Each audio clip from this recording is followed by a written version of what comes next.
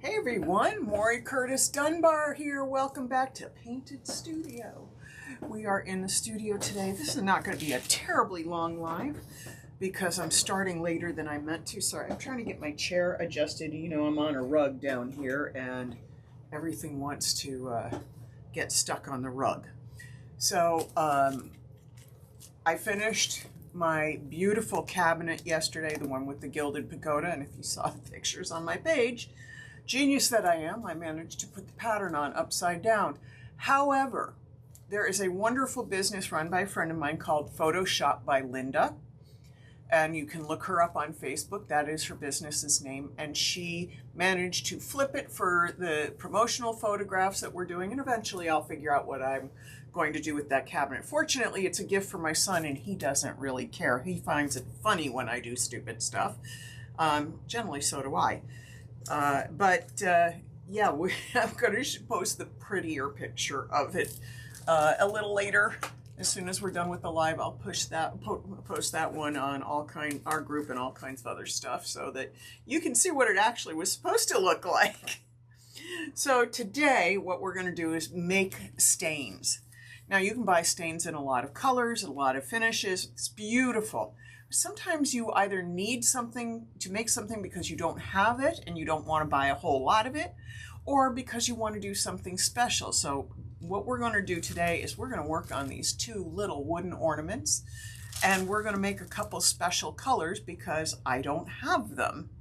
And we're going to get right into that. We're going to flip the camera down right onto the workspace.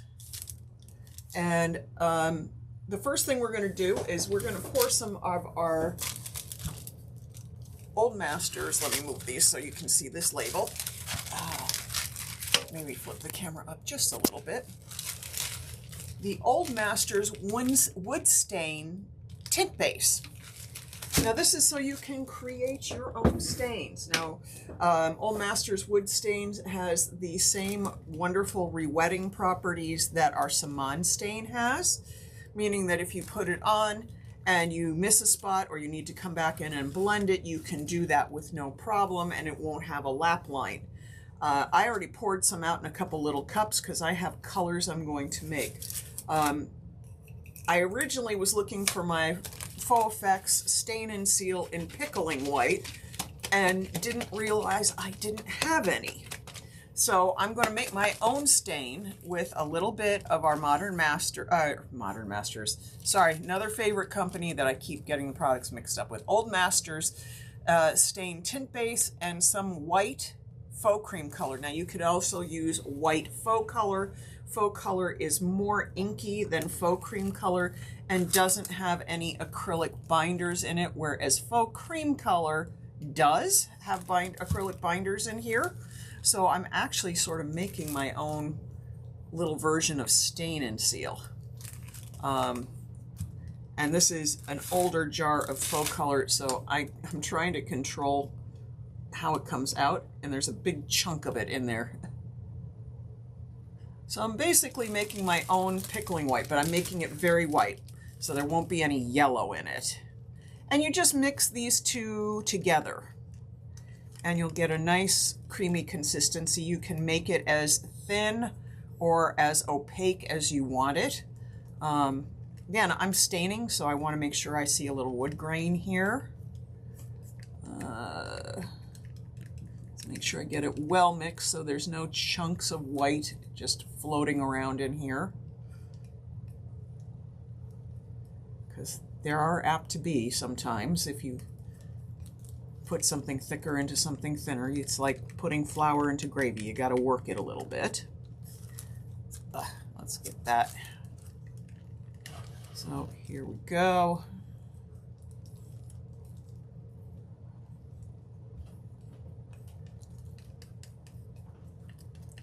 Let's get that all mixed up. Let's see if I see any lumps in there. Sorry, I gotta turn it towards me just to check for lumpiness. I think we're pretty good. So I'm gonna set that to the side. Now the other thing I'm going to use, and put the cap on that, is I'm gonna use our Primary Elements pigments in here. I'm gonna use a color called poppy red, but we don't carry poppy. We carry Love Struck, which is actually a deeper red, and I would have used that, except then I'd have to take something off the shelf, and I'm trying to use up what I happen to have in stock. So I'm going to put some of this red in here. Now, the thing with the reds specifically in this is you need to mix them in and then let them bloom, because quite frankly, the reds can have chunks in them. So you need to give them a little time to dissolve. Now that's not quite the right depth of red, and I really wish I had grabbed the Love Struck color because it's deeper, but this will work for an ornament. I'm not going to get that wrapped up in it. And this has some metallic in it, so once we use it as a stain, it will have a metallic finish to the stain, which I really love. Now, I don't know if you can see that in the camera there, but there is a beautiful metallic sheen. So we're not going to use that one right away. We're going to actually let that sit so that the powdered pigment in there can bloom a little and disperse. And then we'll remix it after we do work on with our red and our white. And then we're going to do Saman Black. That's not the black. We've got some Saman Black, so we're going to use that on the hat. And we're going to take this slowly because this, the different colors and everything, if you don't go slowly, you're going to end up with messy bleeds everywhere, and you're just not going to be happy. So the first thing I'm going to do is take one of my brushes, and we're just going to go in here, besides the fact that there is a giant piece of hair stuck to it. That was, again, a leftover piece from dealing with the nutcrackers. Now, that's not really white enough. I'm not happy with that, so we're going to put some more white in there. It looks white, but again, the carrier is whitish, so it can look like there's more stuff in there than there actually is. And this is the nice thing about making your own stain. You can adjust the pigment level. Now, you could also stain it twice. I don't like to do things 2 times, so I'm trying to get the color right the first time. Now, I know you're going to say, well, why don't you just water down some of the white paint or something else? That dries, A, it dries too fast, and B, it doesn't penetrate the wood the same way. So I'm really making a stain. I want this to penetrate the wood so you see the wood grain and change the color of the wood. I'm not just coating and hoping for the best. I am making a full force stain. Now, Faux Effects, if you want this in larger and you don't want to mix it yourself, Faux Effects makes pickling white. And I thought I had that and I was going to use it, and I went on my shelves and saw that I had everything else but pickling white. Okay, that's a little richer, so that's better. And again, I'm kind of working, why is there red pigment in here? Let me grab my paper towels. I must have gotten a little bit of red pigment on this brush. I know I can see some on the outside of the cup. Yeah, some of that powder just sprayed around while I was mixing. I must have gotten a little bit on the brush. See, I'm not kidding when I say that pigment's concentrated and it can get into anything. Look at all that was on the brush, and it's showing up on my little snowman. So I'm going to wipe that off. I'm going to take a little water, clean that off there. It'll all come off. There we go. This is what's nice with water-based stains. You can do stuff like this. And as long as it stays wet, we can adjust. So here we go. Get a little bit going here. I'm going to keep going just to make sure that I always like to start on the back because that's where the weird stuff happens. I can hide it. And we just had weird stuff happening. Okay, so I'm going to put this on. I'm going to put it on all the white parts of the snowman, and I'm going to let it sit for a few minutes before I come back and wipe it. And there's a nut, that piece of black fuzz. The pieces of black fuzz from the Nutcracker are ever persistent in showing themselves around here. They just want to stick around. Now, of course, you could do this with paint, but I wanted to do something a little different than what I normally do. I wanted to do stain. I don't stain a whole lot of stuff because I tend to like a more opaque coverage. But I thought these would be awfully cute in a vintage style stained.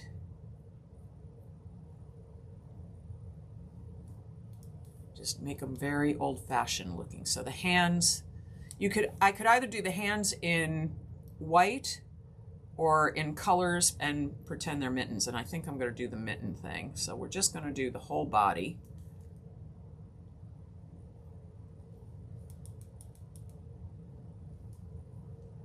And we'll get the head.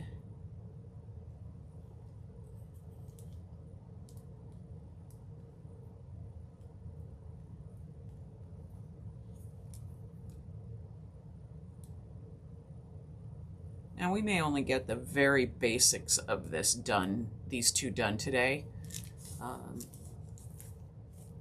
due to some time constraints. Okay, let's get this all on here.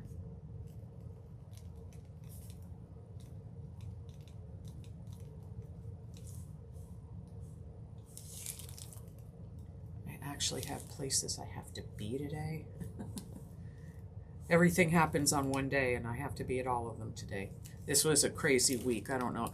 Those of you who are my Facebook friends know this already, but holy guacamole, we had a windstorm that took down a huge tree in our front yard and landed on our roof at first and then landed in the yard. Fortunately, no damage, but it ended up being kind of like a big thing. So here we go. It's all stained. You can see how white it is compared to the wood. I'm going to let it sit.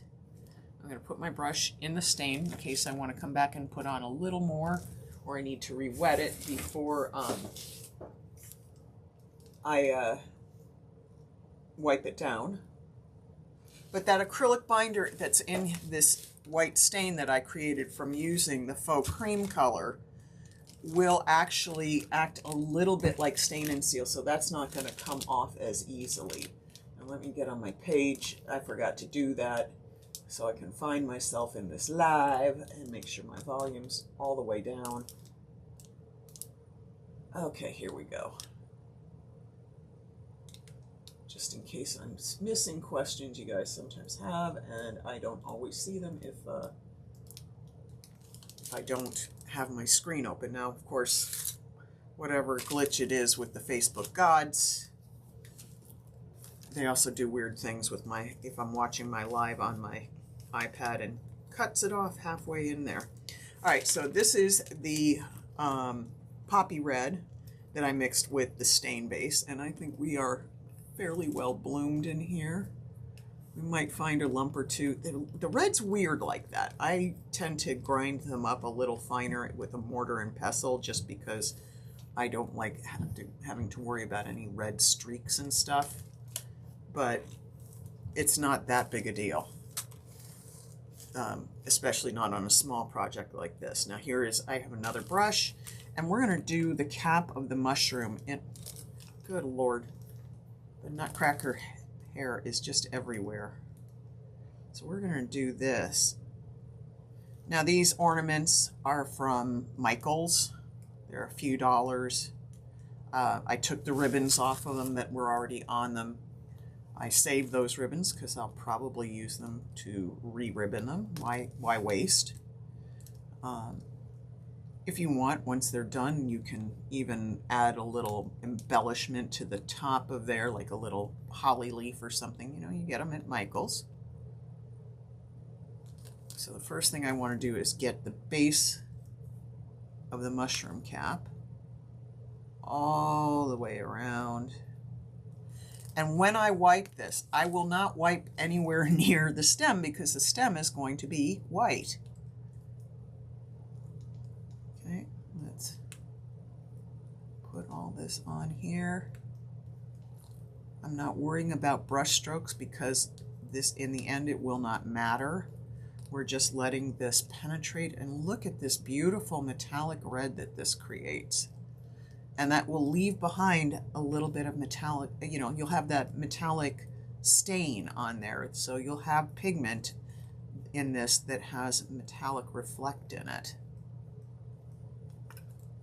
So look at how pretty that color is. I'm going to let that sit to the side.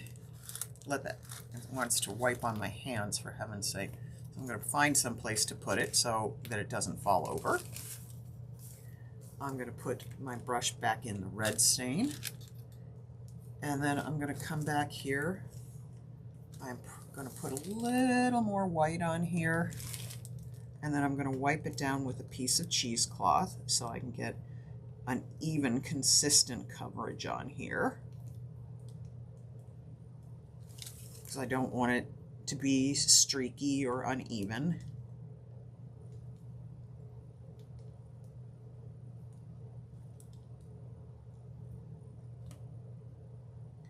Now you may end up with places where stain does not take on these because they're very inexpensively made and they're glued together, so there might be some glue spots. So be prepared for that, and be prepared that you might have to, whoops, I just dipped that brush in the wrong stain. Good goodness, I have other brushes.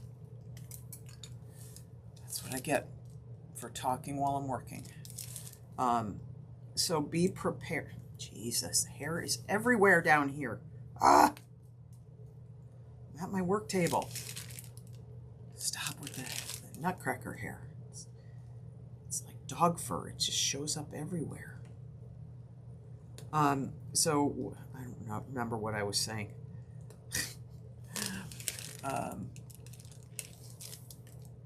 Oh, it was the glue thing. So I was saying be prepared that the glue might show up and give you an inconsistent spot that you will need to figure out how you want to handle.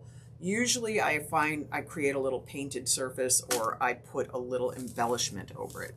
So now I'm taking my lint-free cheesecloth. That's something we carry in our store. So Painted Studio got everything that's I'm using today we carry in stock. We have the white faux color, or faux cream color, we have the stain base, we have the pigments. The only difference in the pigment that we have is that the red that we carry right now is a deeper red. It's a deep, rich red, instead of this kind of bright cherry red. I was actually going to use Saman stain for the reds, but I really wanted to show you how nicely our other pigments work for making stain. All right, so I'm going to set this down and it's going to go dry for a little bit. Again, I'm going to come back.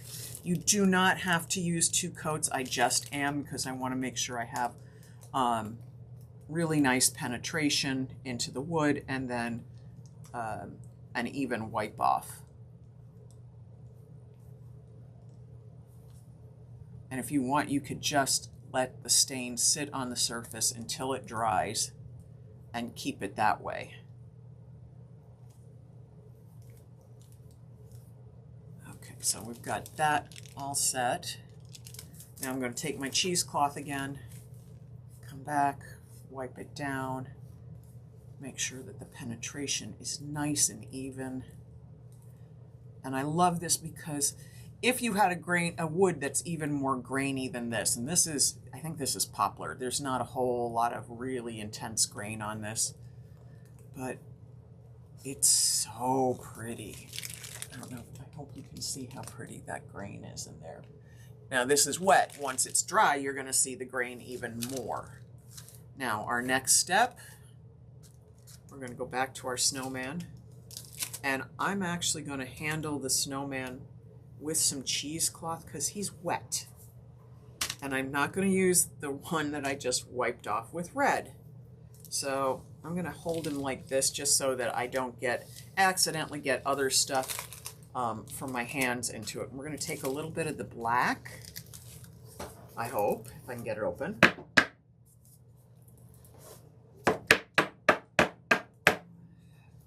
gotta loosen the cap. I haven't used this one in a while, so it's kind of sealed itself. There we go. As always, if you don't like the sound of banging, when you see me, the first tap, turn your sound down. Once I get it open, the banging stops. Okay, so I'm gonna, there's probably enough in the cap already for me to just use that because I don't need a lot of black. However, I'm gonna carefully hold my snowman by the broom. I'm going to take a, not that little brush. Oh, I have so many little brushes and you'd think they'd all be right where I want them whenever I want them.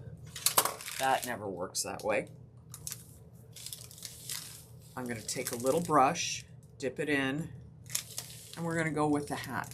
Now, I will probably use regular paint to paint the cap, the band on the cap, his top hat, just because that would be easier than trying to tape this off. Stuff that's little like this, I try to paint smart. And I have plenty of reds and red metallic paints, so that are opaque and will cover over black. Because that's another thing you have to think about, you know. If I want red, do I want to make sure it's opaque so that I get a nice red over the black? Yes, that's what I want to do. So I don't want anything too translucent. I'll pick whatever red I know I have that works with that. I might use Color Arts Vivid in Poinsettia. I just have to see where that bottle is because I don't know at the moment. But again, we're not doing that today. Everything has to dry first.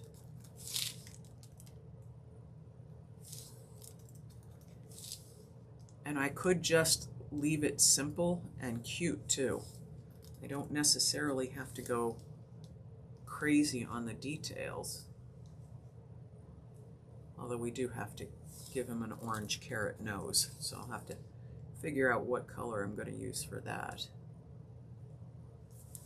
I'm going to zoom in the screen just a little bit so you can see what I'm doing a little better. Go. That should make it a little easier for you to see.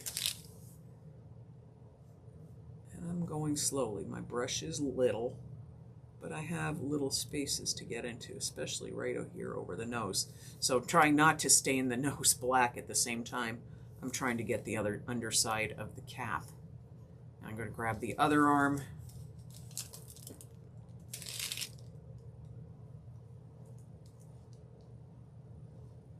Now, you all know me, or those of you who do know me and watch me regularly, know I'm generally messy, and so be impressed with how careful I'm being by using cheesecloth, because normally it would just be my bare hands. But knowing myself and knowing that there's bright red around here and black and white, yeah, I'm trying not to screw things up.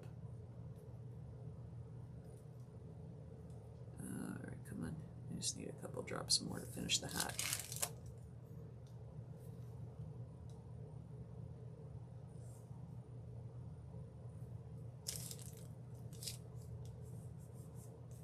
Now again, if I stopped in the middle of this and walked away, Saman Stain is so wonderful to work with that it re-wets itself when you start using it, so you don't get lap lines. And quite frankly, so does the stain that I created with the pigments. The base for the Old Masters stain does the same thing. The only one that probably wouldn't do that is the white that I created, because I put acrylic binders in it by using faux cream color. If you want that rewettable thing with in white, if you're making it like I did, use faux color, or use any other white pigment that doesn't have a binder in it. All right, so I'm going to grab that like this, and we're going to wipe it back carefully. I'm not worrying about wiping back under the hat. I just want to get the top. And as this dries, again, you'll see beautiful wood grain on that cap. So now we're going to set this to the side. For a second, I'm actually going to grab the cap, and we're going to come back here and we're going to do the cuffs.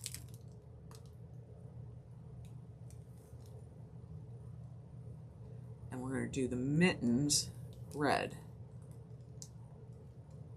And I even have stain picked out for the broom. I'm going to use American Walnut Simone stain for the broom. But again, go slow, be careful. My brushes always seem to have an odd loose hair, so I'm working to avoid having them. If you don't like the loose hair, by the way, which is bugging me on this one because I know it's never going to come back, take a scissor, snip it down very close to the base, and then pull it out so that it doesn't get stuck in whatever you're painting.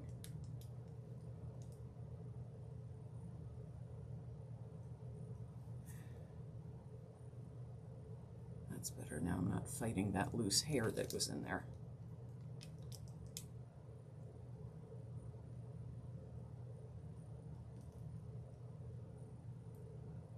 Now we have some new cool projects coming in next week. Not everything is going to be Christmas all the time, but they would make, what I'm going to show you would make great gifts.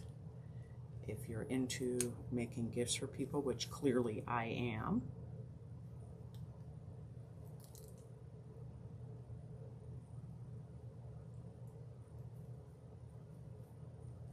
All right, let's get this on here. So we've made 2 stains and we're working with a couple pre-made stains, and they're all compatible. You know, nothing's chemically unbalanced so that you can't have them together. Heck, I could mix them all together and they'd be fine. The only way this would be a challenge is if I was using oil stain and water-based stain. They don't mix, but they're not really a great combination. The oil-based stain and the water-based would kind of fight each other a little bit, and there's no need to mix the two when you have both, you know, when you have what you need available. Personally, I prefer water-based when I can. It's a less toxic option, but I love the way oil-based stains look too. So again, it's a matter of choice, and today's choice, water-based. All right, let me get under here. There we go. All right, so we now have the mittens done. And I'm just going to take my cheesecloth and blot. I'm not wiping because I don't want to accidentally get the black onto the white. And I could do that. It's not that hard to make that kind of a mistake for me. Oh, look, there's a little spot under the hat that I missed. See? Moving things around, I get to see where I've missed something. Either that or it's where glue is and the stain didn't grab. Okay, so we've got that one done. We're going to let that sit for just a few minutes, and I see a little spot. Just as I set it down, I could see a little spot that I missed. Okay, so we're going to set that down. I'm going to rinse that brush out. And we're going to go back to our mushroom, which has been sitting happily and quietly up here. So we have our mushroom, and I'm going to grab my white stain back. And we're going to use the brush that's probably a little too small for it, but it doesn't matter. And I'm going to take my little piece of red stained cheesecloth so I can hold on to here and not disturb the stain that's curing. And we're going to brush the base with the white stain.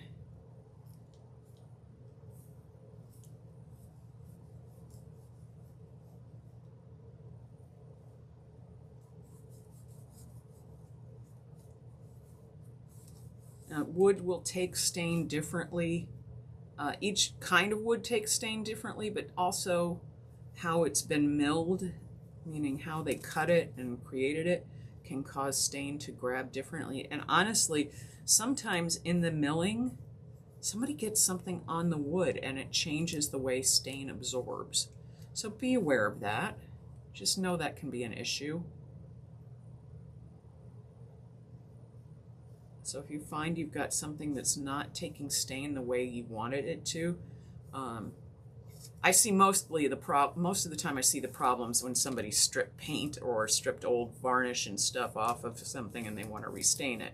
And it's usually because something has gone through, you haven't gotten all the old finish off, things are grabbing weird, there's oil that got on something.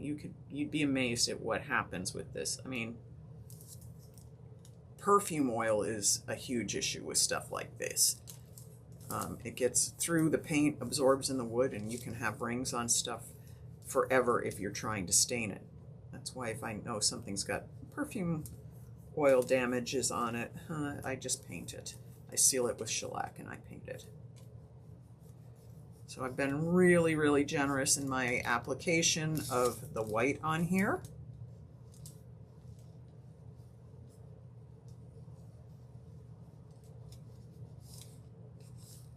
Why? Because the wood is a little slow in absorbing this. And plus I don't feel like I know I'm not using the right brush, but we all know I dipped the right brush into the red stain and I'm not gonna make a mess that way. By going and trying to rinse it out and then having this come out pink. All right, so that's good. Now this one, whoops, I missed a couple spots. I'm being really careful up here by the red because the two water bases could re-wet each other. Yeah, that's how careful I'm being. And I don't want to have it like have a pink blur. So I'm going to take that back now and I'm just going to come in and wipe this down. Now this will be probably more translucent in its white than the snowman, which is to be expected because I'm wiping the stain off right away because I do want to have it a little more woody. So you can see right in here, it didn't absorb as deeply as it did on the end cut or on the sides where there's more exposed grain. It's not surprising, doesn't matter, you probably won't even see it. So next to the snowman, it's a little less white, and that's good. That's what I wanted it to do. So for the snowman, we're gonna move that back. I'm gonna put the bigger red stain brush into the pot, and I'm gonna take the red, we're gonna come back here and we're just gonna do the mittens.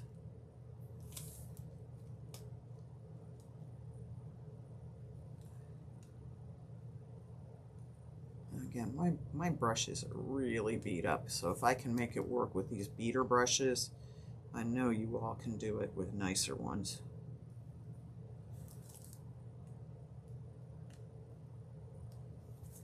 And the reason my brushes are beat up is I've had them a long time. It's really hard for me to throw away a paintbrush.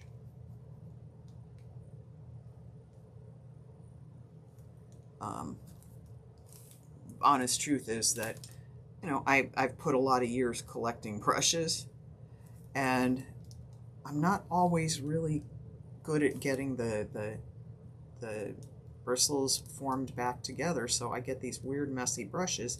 But the messy brushes are also useful.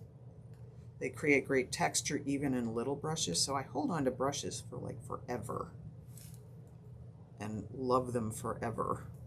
Okay, so look how cute that is with those little red hands. I'm not going to blot them because I want them to be super, super red when they dry. I'm going to just set it aside for a second. We're going to move that. We're going to move that. And we're going to get the American walnut stain out. We're going to give it a shake. And we're going to stain the broom. And we're going to call it a day for that because I do not... I'm pushing it by staining wet on wet here, and I know it. So I want to be very careful not to make a mess. Now this is a very dark brown. You don't have to go as dark as I'm going. And if I wanted to, if I find like the bristle area, this area of the broom looks too brown along with the handle, I can put a little pickling white over it. a little of my homemade pickling white. And if you're not sure what I mean by pickling white is a color that they use on wood to make the wood. There's a technique for wood called pickling. And it's almost a white, it's actually kind of a chemical treatment, but now with stains, we can do that without actually doing any damage to wood. And so it makes things white-ish. It pops into the grain and makes the grain pop white. It's really a lovely technique for lightening up dark wood. Okay. Make sure I got the bottom of the broom and the back of the broom. So pickling white is a specific kind of color. Now most pickling whites are a little yellower than the white I made. I made a very white pickling white because that's what I wanted. Okay, let's come in here with a little bit of cheesecloth and wipe this back carefully so I don't get it on the white. And this is going to be the stain right now. I can tell you this is the stain that's going to show the most woody look. You can see it's wiping back a lot lighter. There's probably a little something on the handle here. But I'm going to rinse that out because I can see a spot that I missed with the red now that I've put the pickling white on. I mean the American walnut on. Just a little spot right up here by the handle. All right, so at the moment, here's where we're at. We've got our, let me put those so you can see them. Sorry, I'm looking at my monitor here. We've got our little stained snowman and our little stained mushroom. Now, we'll come back later. I'll finish these up. I will put some dots on the mushrooms. I'll paint the face on the snowman. But even like this, just like this, if you're a wreath maker or something, other than finishing off the nose, you could use these just as they are now. They are so cute. I'm so happy with these. They really took the stand. I want to get my fingers out of the middle of the mushroom so you all can see it. Got to watch my placement since I got the zoom in on the screen, but look how cute those are. Very simple, very quick and easy. These will, the one thing you do need to do is top coat them. There's no getting around that because if they get wet again, the stain will, the water-based stains will bleed. All right, let me flip the camera up and open this up. There we go. So thank you for giving me some time today. I really appreciate it. Oh, the cameras are all like, the lights are all shining in my eyes, so everything looks so strangely bright on me. I had all these lights adjusted and then I knocked them. All right, so everything is good to go with this. I love how these came out. I'm very pleased.